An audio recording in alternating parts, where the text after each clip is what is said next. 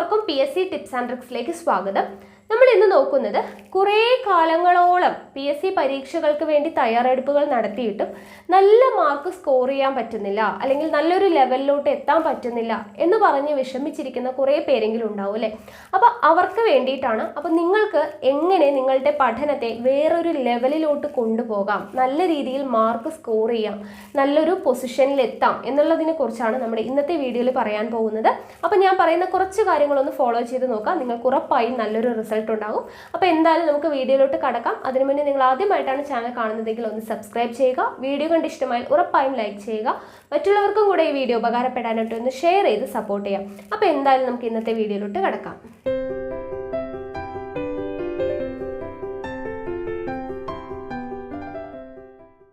നിങ്ങളിൽ കുറച്ച് പേരെങ്കിലും PSC പരീക്ഷകൾക്ക് വേണ്ടിയിട്ട് കുറേ കാലമായിട്ട് പ്രയത്നിക്കുന്നവരായിരിക്കും അല്ലേ? പക്ഷേ നല്ലൊരു റിസൾട്ട് കിട്ടിയിട്ടില്ല എന്ന് പറഞ്ഞ് വിഷമിച്ചിരിക്കുന്നവരും ആയിരിക്കും.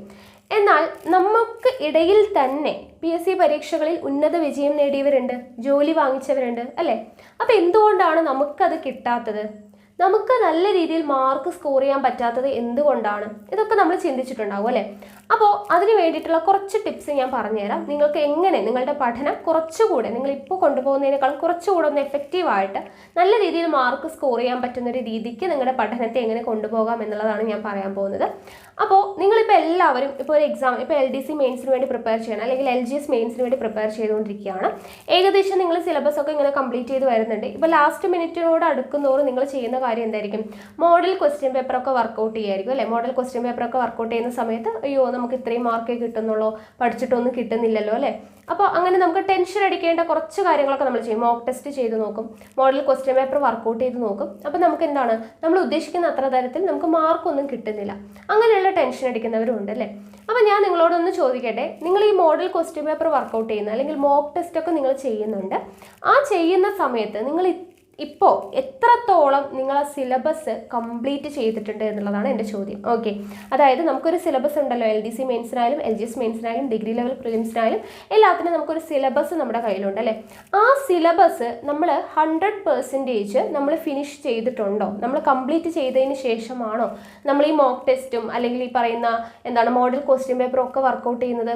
അതൊന്ന് ചിന്തിച്ച് നോക്കാം കേട്ടോ. നിങ്ങൾ എത്ര പെർസെൻറ്റേജ് കംപ്ലീറ്റ് ആയിട്ട് സിലബസ് കവർ ചെയ്തതിന് ശേഷമാണോ നിങ്ങൾ ഈ മോക്ക് ടെസ്റ്റ് അറ്റൻഡ് ചെയ്യുന്നത്? ഇനിയും നിങ്ങൾക്ക് പഠിക്കാത്ത ഭാഗങ്ങൾ ബാക്കിയുണ്ടോ എന്നുള്ളത് നോക്കാം. നമ്മളിപ്പോൾ ഒരു 60% അല്ലെങ്കിൽ ഒരു 50% മാത്രം സിലബസ് കവർ ചെയ്തുകൊണ്ട് ആ ഭാഗത്ത് നിന്നുള്ള മോഡൽ ക്വസ്റ്റ്യൻ പേപ്പറും മോക്ക് ടെസ്റ്റും വർക്കൗട്ട് ചെയ്ത് കഴിഞ്ഞാൽ നമുക്ക് എന്താണ് 100 മാർക്ക് കിട്ടണം എന്ന് പറഞ്ഞാൽ കിട്ടുമോ? ഇല്ല, കാരണം നമ്മൾ സിലബസ് കംപ്ലീറ്റ് ചെയ്തിട്ടില്ല. ഓക്കെ, അപ്പോൾ നിങ്ങൾ ആദ്യം ശ്രദ്ധിക്കേണ്ട കാര്യം എന്താണ്? സിലബസ് കംപ്ലീറ്റ് ചെയ്തിട്ടുണ്ടോ എന്നുള്ള കാര്യമാണ്. ഓക്കെ, സിലബസ് നമ്മൾ കറക്റ്റായിട്ട് ഫോളോ ചെയ്ത് പഠിച്ചിട്ടുണ്ടോ എന്നുള്ളതാണ് ആദ്യം നോക്കേണ്ട കാര്യം. ഓക്കെ, പിന്നെ നമുക്ക് ഈ സിലബസിൽ തന്നെ ഓരോ ടോപ്പിക്കിനും എത്ര മാർക്കാണ് വരിക എന്നുള്ള മാർക്ക് ഡിസ്ട്രിബ്യൂഷൻ അവർ തന്നിട്ടുണ്ട് അല്ലേ? അപ്പോൾ അതിനനുസരിച്ചാണോ നമ്മൾ പഠിക്കുന്നത് എന്നുള്ള കാര്യം കൂടെ ഇമ്പോർട്ടൻ്റ് ആണ്. അതുകൂടെ ഒന്ന് ശ്രദ്ധിക്കണം. ഏറ്റവും കൂടുതൽ മാർക്കിന് ചോദ്യങ്ങൾ വരുന്ന ഏരിയ ഏതാണ്, അടുത്ത സെക്ഷൻ ഏതാണ്, ഏറ്റവും കുറവ് വരുന്നത് ഏതാണ്, ആ ഒരു രീതിക്ക് നമ്മൾ തരം തിരിച്ച് ആ മാർക്കിന് എത്രത്തോളം കൂടുതൽ മാർക്ക് ചോദിക്കുന്നുണ്ടോ ആ ഭാഗത്തിന് ഇമ്പോർട്ടൻസ് കൊടുത്ത് പഠിച്ചു തീർക്കാനായിട്ട് ശ്രമിക്കണം. ഓക്കെ, അതായത് ഇപ്പോൾ കോൺസ്റ്റിറ്റ്യൂഷൻ എന്ന് പറയുന്ന ഭാഗത്ത് നിന്നും ഒരു 8 ചോദ്യങ്ങൾ വരുന്നുണ്ടെങ്കിൽ അത് അത്രത്തോളം ഇമ്പോർട്ടൻസ് കൊടുത്ത് നമ്മൾ ഒഴിവാക്കാതെ പഠിക്കേണ്ട ഒരു ഭാഗമാണ് കോൺസ്റ്റിറ്റ്യൂഷൻ എന്ന് പറയുന്നത്. ഓക്കെ, അതുപോലെ തന്നെ എക്കണോമിക്സിന് ഇപ്പോൾ ഒരു 5 മാർക്കൊക്കെ ഉണ്ടെങ്കിൽ നമ്മൾ ഇമ്പോർട്ടൻ്റ് ആയിട്ട് അത് പഠിച്ചിരിക്കേണ്ട ഒരു ഭാഗം തന്നെയാണ് അല്ലേ? അപ്പോൾ ഓരോ ഭാഗത്തിനും ഇത്ര മാർക്ക് എന്ന് പറഞ്ഞിട്ട് നമുക്കൊരു കണക്കുണ്ട്. അപ്പോൾ അതിൽ ഏറ്റവും കൂടുതൽ ഇമ്പോർട്ടൻസ് കൊടുത്ത് പഠിക്കേണ്ടത് ഏതാണ് എന്നുള്ള രീതിയിൽ നമ്മൾ പഠിച്ചു പോകണം. അതാണ് സിലബസ് കംപ്ലീറ്റ് ചെയ്യണം. പക്ഷേ സിലബസ് കംപ്ലീറ്റ് ചെയ്യുമ്പോൾ നമ്മൾ ശ്രദ്ധിക്കേണ്ട കാര്യം ഇതാണ്, ഏറ്റവും കൂടുതൽ മാർക്ക് എവിടെ നിന്നാണ് വരുന്നത്, ആ രീതിക്ക് വേണം നമ്മൾ സിലബസ് കംപ്ലീറ്റ് ചെയ്ത് പോകാനായിട്ട്. അത് രണ്ടാമത്തെ കാര്യം. ഓക്കെ, പിന്നെ നമ്മളിപ്പോൾ സിലബസ് ഒക്കെ കംപ്ലീറ്റ് ചെയ്തു, നമ്മൾ ഇനി മോക്ക് ടെസ്റ്റ് ചെയ്യുന്നു അല്ലെങ്കിൽ മോഡൽ ക്വസ്റ്റ്യൻ പേപ്പർ ചെയ്യുന്നു, നമുക്ക് ആൻസർ ചെയ്യാൻ പറ്റാത്ത ഭാഗം ഏതാണെന്ന് നോക്കാം. അത് നോട്ട് ചെയ്ത് വെക്കാം. അത് നമ്മൾ പഠിച്ച ഭാഗത്ത് നിന്നുള്ളത് തന്നെയാണോ എന്ന് നോക്കാം. നമ്മൾ പഠിച്ച ഭാഗമാണ് എന്നിട്ടും നമുക്ക് ആൻസർ ചെയ്യാൻ പറ്റുന്നില്ല എന്നുള്ള കാര്യമാണോ, അല്ലെങ്കിൽ നമ്മൾ പഠിക്കാത്ത ഭാഗമാണ് എന്നുള്ളതാണോ, അല്ലെങ്കിൽ നമ്മൾ പഠിച്ചു തീർന്ന ഭാഗമാണ് പക്ഷെ നമ്മൾ പഠിച്ച പുസ്തകത്തിൽ ആ കാര്യം അല്ലെങ്കിൽ ആ ഒരു ചോദ്യം നമ്മൾ കണ്ടിട്ടില്ല എന്നുള്ളതാണോ? ഏത് രീതിയിലാണ് നിങ്ങൾക്ക് ആ ക്വസ്റ്റ്യൻ കിട്ടാത്തത് എന്നുള്ള കാര്യം നിങ്ങളൊന്ന് നോട്ട് ചെയ്ത് വെക്കാം. ഒന്നുകിൽ നമ്മൾ പഠിച്ചിട്ടും നമുക്കത് ഓർമ്മയില്ലാത്തതാവാം. അങ്ങനെയാണെങ്കിൽ എന്ത് ചെയ്യുക, ആ കിട്ടാത്ത ഭാഗം നമ്മൾ ഒന്നും കൂടെ റിവൈസ് ചെയ്യുക. ഓക്കെ, ഇനി നമ്മൾ പഠിച്ച ഭാഗത്ത് അങ്ങനെ ഒരു ചോദ്യം കണ്ടിട്ടില്ല, ആ ഭാഗമായിട്ട് ബന്ധപ്പെട്ടതാണ് പക്ഷെ ആ ഭാഗത്തില്ല എന്ന് പറയുകയാണെങ്കിൽ നമ്മുടെ ബുക്കിൽ അതില്ല എന്നുള്ളതാണ്. അപ്പോൾ അതിൻ്റെ വേറൊരു സോഴ്സ് കണ്ടെത്തിയിട്ട് ആ ഭാഗം കൂടെ നമ്മൾ കംപ്ലീറ്റ് ചെയ്തിട്ട് വായിക്കാനായിട്ട് ശ്രമിക്കുക. ഓക്കെ, അത് അടുത്തൊരു കാര്യം. ഇനി നമ്മൾ പഠിച്ചിട്ടേ ഇല്ലാത്തൊരു ഭാഗത്ത് നിന്നുള്ള ചോദ്യമാണെങ്കിൽ അത് ഏത് ഏരിയ ആണെന്ന് കണ്ടെത്തി ആ ഭാഗം കൂടെ കംപ്ലീറ്റ് ആയിട്ട് വായിച്ച് തീർക്കാനായിട്ട് ശ്രമിക്കുക. ഓക്കെ ആണല്ലോ? അപ്പോൾ പഠിക്കേണ്ട രീതിയാണ് ഞാൻ പറയുന്നത്. ആദ്യം നമ്മൾ പറഞ്ഞത് എന്താണ്? സിലബസ് കംപ്ലീറ്റ് ചെയ്യണം. സിലബസ് കംപ്ലീറ്റ് ചെയ്യുന്നത് എങ്ങനെയായിരിക്കണം? മാർക്ക് ഡിസ്ട്രിബ്യൂഷൻ്റെ അടിസ്ഥാനത്തിലായിരിക്കണം നമ്മൾ സിലബസ് കംപ്ലീറ്റ് ചെയ്യേണ്ടത്. ദെൻ നമ്മൾ മോക്ക് ടെസ്റ്റും മോഡൽ ക്വസ്റ്റ്യൻസും ഒക്കെ ചെയ്യുന്ന സമയത്ത് നമ്മൾ എന്ത് ചെയ്യണം? നമുക്ക് കിട്ടാത്ത ക്വസ്റ്റ്യൻസ് ഏത് ഭാഗത്തു നിന്നാണ്, നമ്മൾ പഠിച്ചിട്ട് കിട്ടാത്തതാണോ പഠിക്കാതെ കിട്ടാത്തതാണോ ഇനി പഠിച്ച ഭാഗത്തു നിന്ന് തന്നെയാണ് പക്ഷെ നമ്മൾ പഠിച്ച പുസ്തകത്തിൽ ഇല്ലാത്ത ക്വസ്റ്റ്യൻ ആണോ, ആ ഒരു രീതിക്ക് നമ്മൾ തരം തിരിച്ച് അതിൻ്റെ ആൻസർ കണ്ടെത്തി ആ ഭാഗം ക്ലിയർ ചെയ്ത് പോവുക എന്നുള്ളതാണ്. ഓക്കെ, അപ്പോൾ നമ്മൾ ഈ അറിയാത്ത ക്വസ്റ്റ്യൻസ് ഒക്കെ അടയാളപ്പെടുത്തി വയ്ക്കുക, ഒരു നോട്ട് ബുക്കിൽ അടയാളപ്പെടുത്തി വയ്ക്കുക, അതിൻ്റെ ആൻസറും അതിൻ്റെ റിലേറ്റഡ് ഫാക്ട്സും ഒക്കെ എഴുതുക, ആ ഭാഗം കംപ്ലീറ്റ് ചെയ്തിട്ട് നമ്മൾ പഠിക്കാനായിട്ട് ശ്രമിക്കുക. ഓക്കെ ആണല്ലോ? അത്രയും ചെയ്യുക. പിന്നെ നമ്മളിപ്പോൾ ഒരു എക്സാം കഴിഞ്ഞു, PSCയുടെ പാറ്റേൺ ഒക്കെ മാറി, അത് നമുക്ക് അറിയുന്ന കാര്യമാണ് അല്ലേ? അപ്പോൾ പുതിയ രീതിയിലുള്ള ചോദ്യങ്ങൾ നമ്മൾ പഠിക്കണമെങ്കിൽ നമ്മൾ തീർച്ചയായിട്ടും നമ്മൾ ഇപ്പോൾ പഠിക്കുന്നത് പോലെ ക്വസ്റ്റ്യൻ ആൻസർ എന്ന രീതിയിൽ പഠിച്ചു പോയത് കൊണ്ട് ഒരിക്കലും നമുക്ക് ഇപ്പോൾ വരുന്ന ഡിസ്ക്രിപ്റ്റീവ് ടൈപ്പിലുള്ള എക്സാം അല്ലേ ചോദ്യങ്ങൾക്ക് അറ്റൻഡ് ചെയ്യാനായിട്ട് പറ്റില്ല. അപ്പോൾ നമ്മൾ എന്ത് ചെയ്യണം?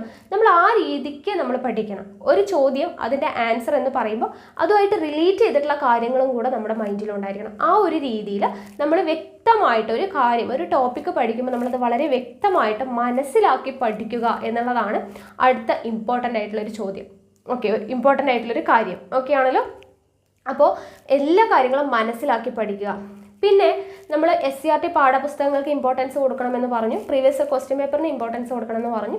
എന്ത് പഠിക്കുകയാണെങ്കിൽ നമ്മൾ എന്ത് ചെയ്യണം? ഡീറ്റെയിൽ ആയിട്ട് വായിച്ചു പഠിക്കുക. ആദ്യത്തെ പോലെ ചോദ്യം ഉത്തരം എന്ന് പറയുന്ന രീതിയിലുള്ള പഠിത്തം മാറ്റിയിട്ട് നമ്മൾ പഠിക്കുന്ന കാര്യങ്ങൾ വ്യക്തമായിട്ട് മനസ്സിലാക്കുക. എന്താണ് കാര്യം, എന്തിനു വേണ്ടിയിട്ടാണ്, എന്തുകൊണ്ടാണ്, അങ്ങനെ എല്ലാ കാര്യങ്ങളും എല്ലാ വശങ്ങളിൽ നിന്നും ആ ഭാഗത്തു നിന്ന് വരാവുന്ന മാക്സിമം ചോദ്യങ്ങൾ നമ്മുടെ മനസ്സിലുണ്ടായിരിക്കണം. ആ ചോദ്യങ്ങൾക്കനുസരിച്ചുള്ള ഉത്തരങ്ങൾ പഠിക്കാം.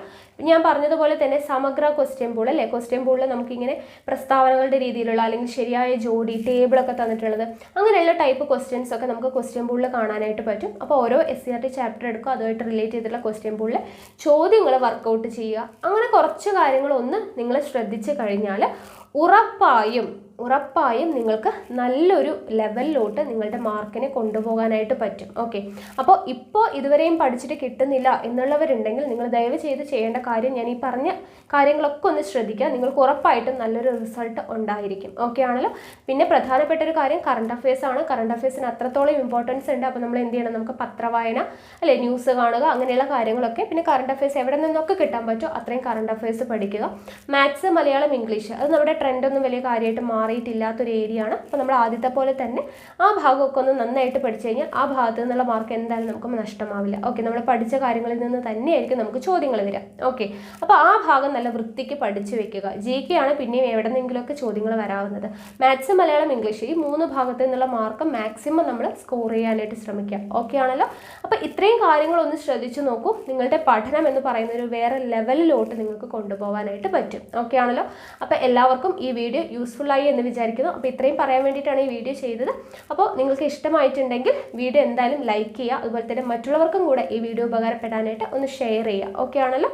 അപ്പോൾ അടുത്ത ദിവസം മറ്റൊരു വീഡിയോ ആയിട്ട് കാണാം. Thank you.